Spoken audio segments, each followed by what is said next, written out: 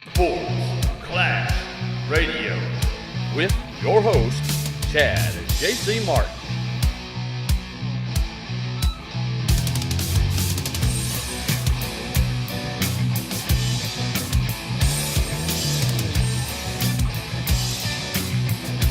Welcome everybody to the college football edition of Sports Clash Radio. I'm your host Chad Martin. Along with me is JC Martin, and we're about to break down week 4 of college football. I mean, good grief. There were some things that happened, a lot of games it was expected, and then a lot of them you're shaking your head going, what is going on? What am I watching right now? So we're going to get into that. First, we're going to number 23 Ole Miss beat number 12 Georgia in pretty dominating fashion. It wasn't even close from the jump. Ole Miss had let FSU and Alabama come back after leading 21 plus points in both those games, really, but they didn't take their foot off the throat in this one. I was glad to say they played to win. And Chad Kelly, 60 minutes. Chad Kelly did what he was supposed to do. He did not turn the ball over. Exactly. When Ole Miss doesn't turn the ball over, they blow teams up and they blow teams out. And the defense, because Chad wasn't keeping them out there on the field, they were keeping drives going on offense. The defense was able to get after Jacob Eason. They shut down Nick Chubb. He got injured in the second quarter, didn't play the second half. They shut down Sony Michel. They shut down Brian Harrion. So it was a really strong outing for the Ole Miss Rebels. Yeah, it was, man, I loved seeing it. And a heartbreaker for Georgia. It was pretty bad for Georgia, but I said this on our podcast last week. You could kind of see this coming. There was one of those games I just did not feel Ole Miss was in danger of losing, just because of the way Georgia was playing the first 3 games of the season. I mean, we saw it when we were at Nicholls State, when we went down to Oxford, was going to see Ole Miss play. And we were out eating. We were at Buffalo Wild Wings, chilling, eating, watching football on 50,000 screens where you could hardly keep up with one game. And you look up and you see Nicholls State hanging with Georgia and really should have won that football game. That's when I knew that when it came time for Ole Miss to play Georgia, I really wasn't concerned about it, even after the FSU game and even after the Alabama game of letting it down, because you could see the fire that week coming off of Ole Miss. So I just thought that Georgia would have built some fire over that way the Nicholls game was, and the fact that they had a last-second prayer against Mizzou to win that game.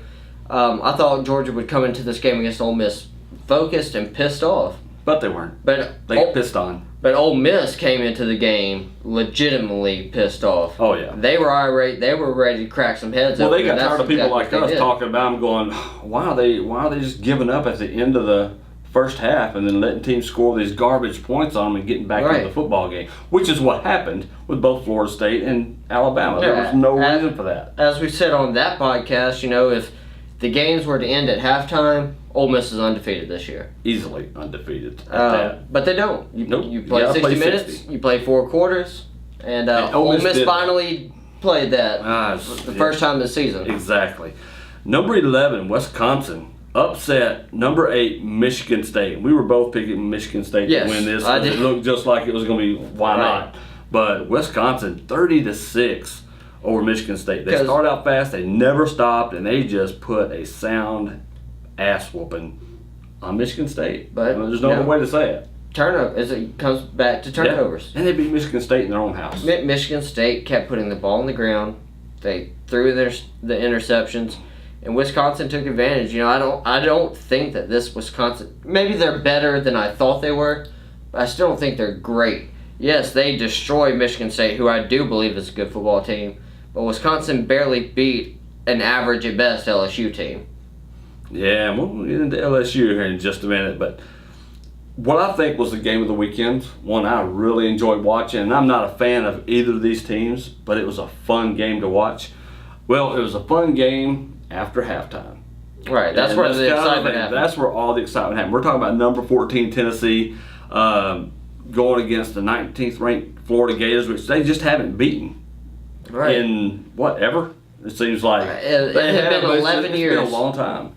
Or Florida had won 11 straight. It had been 12 years since Tennessee has beaten Florida. And Tennessee overcame a 21-3 halftime deficit to come just roaring back against these guys. The first half looked bad, but I mean, if you really looked at it, Josh Dobbs was making throws. One of the interesting stats I saw was His receiver. at first he was 1 of 7. Yeah. He was 1 of 7, but he had 4 drops. Exactly. By 2 by his tight end and 2 by 2 different receivers. So, you know, those drops aren't on Josh Dobbs not doing what he's supposed to do. He was getting the ball there. Maybe some balls weren't perfect, but they were catchable. Hit your hands. Every you one of them was the ball. catchable. That's receiver rule 101. But at halftime, I don't know what Butch Jones said to these guys. They got fired up. But they got fired up, and those receivers came alive, and they started catching everything. He in the was second so half. emotional after that game. I mean, it was all. I watched the whole post game because it was just that exciting. Like I say, I'm not a Tennessee fan. I could care less about Tennessee or Florida for that matter. But wow, that was a really great ending of that game.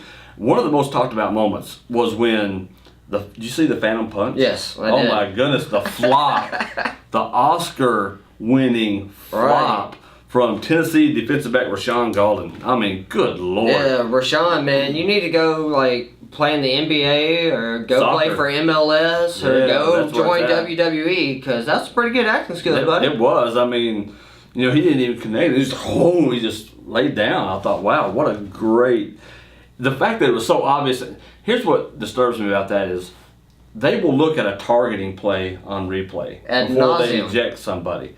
But something like that, they didn't even look to see if that happened. Especially like I didn't hit him, and you know the guys around said he didn't actually hit him. He stuck his hand out there, but that's not a punch in anybody's. It's just not a punch. So that was a tragedy, and that was one of those things that I think contributed to the mindset of Florida. Because at that point, Florida had come out. I mean, Tennessee had come out strong, and I think Tennessee got into the head of Florida. Florida still thought they had this game wrapped up. I think because of the first half, but Tennessee played almost a near perfect second half. I think Tennessee scored. Tennessee either went on a 35-0 run or a 38-0 run. It was huge. Just masterfully done. I mean, they were firing on all cylinders on offense and defense. Yeah, I mean, it was amazing to watch. Those kids never gave up. Like I said, I don't know what Butch Jones said to them at halftime, but he lit a fire under them. And for you people who may not be familiar, we do another podcast, and it's called the Fins Up Podcast, where we discuss all things Ole Miss Rebels. But leading into the season, we broke down the SEC members that were in the AP poll. And Tennessee was a team that I absolutely crapped on. Yeah, big time. You know, because for years we've heard Tennessee's going to be great this year. This is Tennessee's year. Then they disappoint time and time again. Every year, Tennessee falls on their face.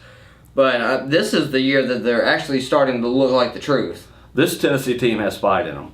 And if Butch Jones hasn't done anything else, he has instilled that in this team. You can see it. And they got a huge matchup this weekend against Georgia. Yes, they do. And boy, if they can beat Georgia, it'll be interesting to see what happens with Georgia after what happened to them in Ole Miss last week. So, does Georgia have any fight in them? That's what we're got to find out this week. Speaking of fight, the shocker, the absolute shocker of the college football. I say it was a shocker. The shocker was that Auburn went to LSU and beat LSU as well. Right. That was the shocking part. At night in Death Valley, which you just don't see.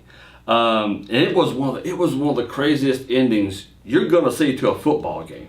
Because and for those of you who haven't seen this, you need to YouTube it, look it up.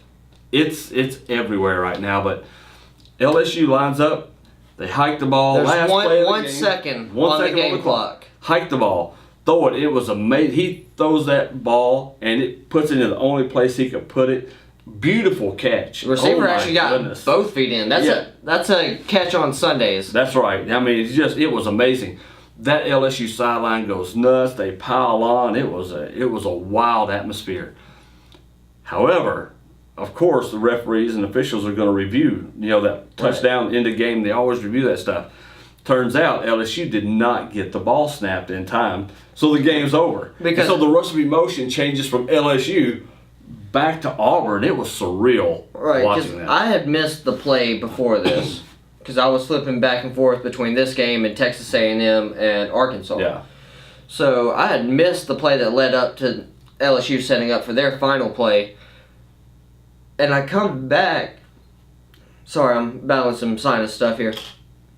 But I come back and I see the clock is stopped with 1 second. I was like, all right, well, this is going to be exciting. And the referee moves, and once he moves, that's the sign to start the play. But as soon as the referee moves, the play clock runs. I mean, you see it live. That's right. It was obvious they did not get the play off in time, but they let them run the play, and all this happened. I was like, but they didn't get the play off in time. Like, something's got to happen. And of course, Gus Malzahn went and gave the refs an earful until they finally took a second look at it.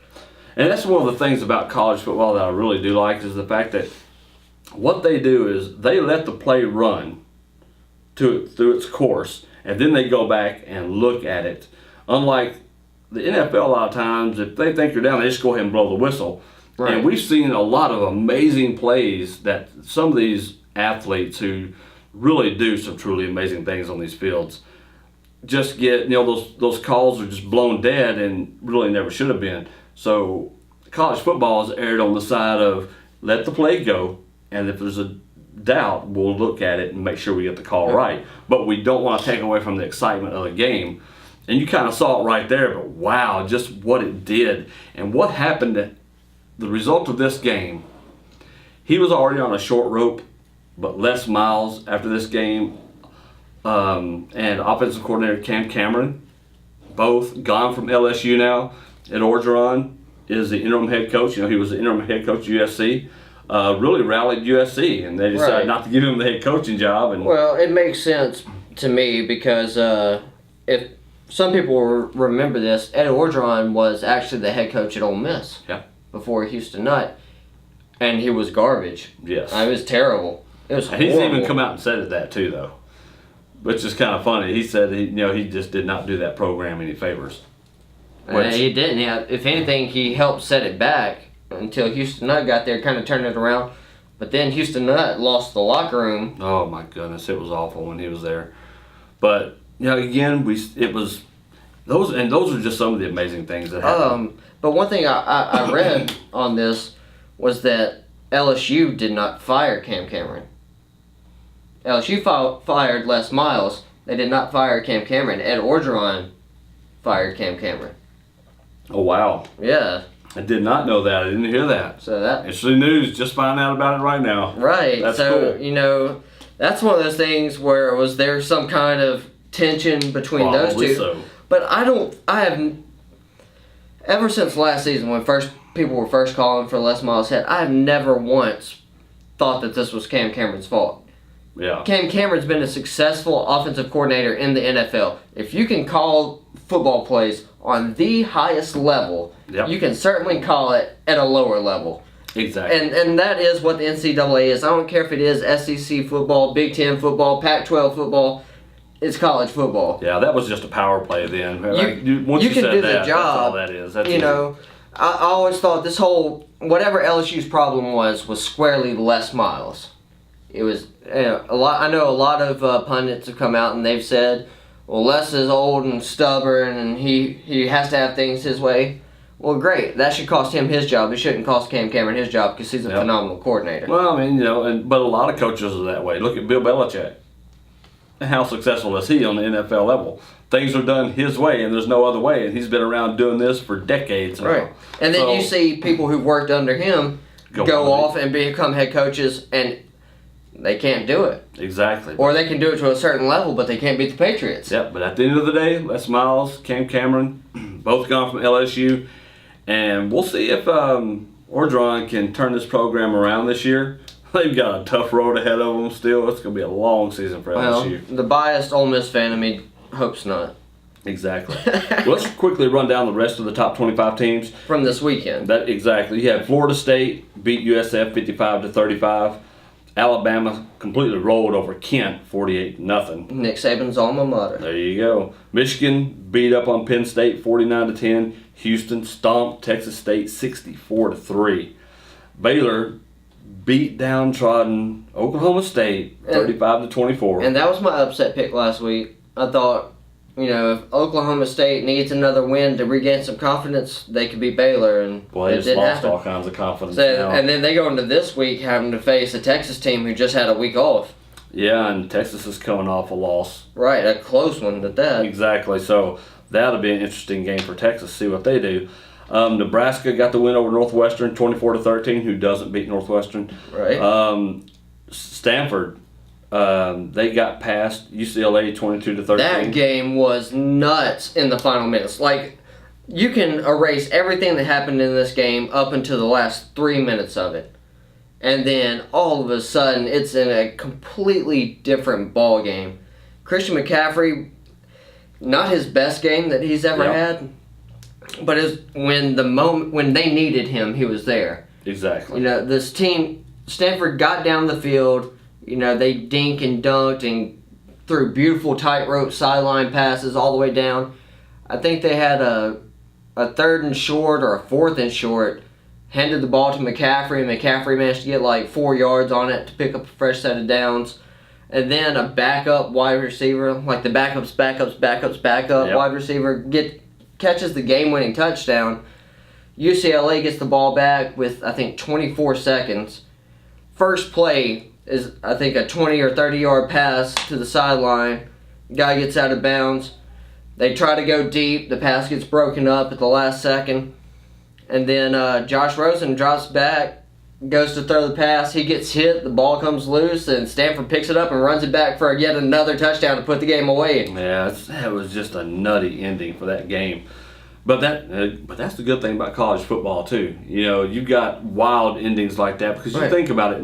These are not in the NFL. You've got the best of the best college football players. Even your bench guys in the NFL are some of the best college players. And it's a different level in college. And I think that's the attractiveness of college football because anything can really happen and heroes can come out of nowhere. And up to this point in the game, there at the end, Stanford had not scored a touchdown the whole game. I think UCLA was up 13-9, and then Stanford goes down the field. They score that touchdown with 24 seconds left.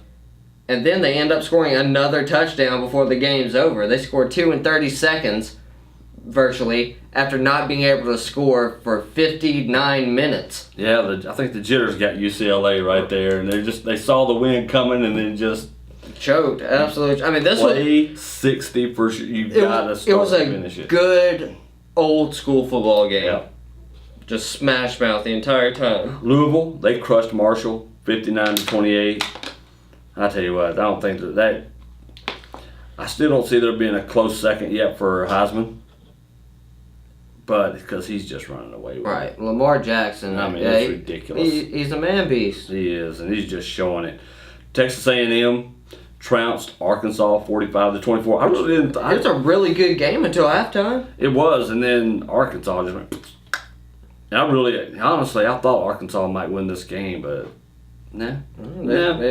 Texas A&M whooped them pretty good. Number 9 Washington held off Arizona 35-28. Which was a lot closer than I thought it would be. Yeah, it was. It was kind of. I was kind of surprised about that. So, and then we're not going to go through all college football games. So if you got a team we haven't covered, you want us to do that, you can leave us a message in the comment. We'll try to get them in next time. But we're really trying to cover the top 25 teams with the time that we have allotted.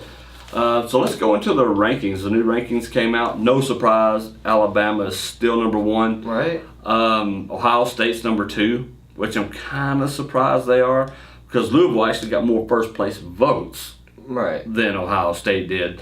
But Michigan, I think that goes to show you that since Ohio State plays in, I don't want to say a tougher conference because Louisville's ranked, Florida State's ranked, Clemson's ranked, and they're all in the ACC.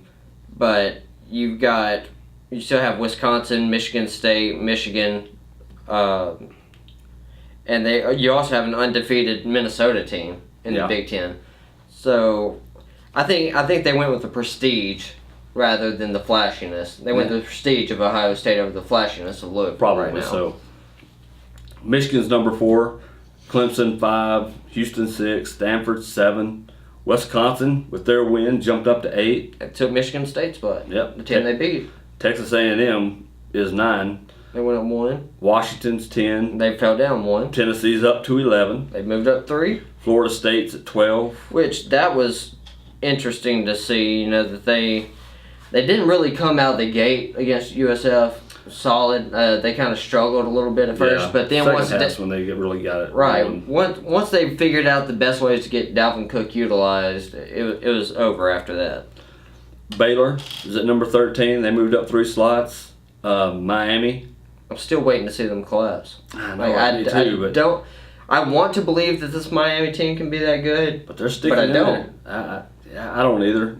Nebraska made a large jump. They're up to 15 from 20. Ole Miss is at 16. They're from 23. They jumped 7 spots, and they're your only 2-loss team that's in the top 25.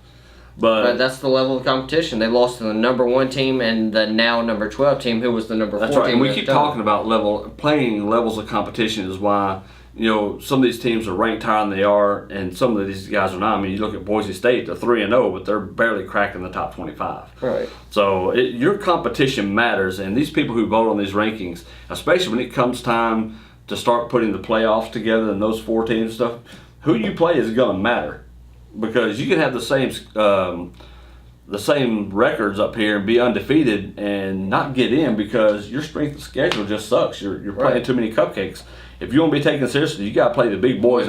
Which is what's going to hurt Houston. They've got 1 win against Oklahoma, but they don't play anyone else the rest of the season outside of Navy and Memphis. Unless they're a big collapse from those top 5 teams, I don't say Houston advancing anymore, honestly. Michigan State fell all the way to 17, dropped 9 spots. Utah is ranked number 18. I mean, how many times you ever hear Utah in the top 25 anyway? This time of year, it's not too uncommon. But by the time you hit mid to late October, Utah's either out of the top 25 or they're just hanging down in the back end of it. Yep. San Diego State, 19. Arkansas, 20. TCU, 21. Texas, 22.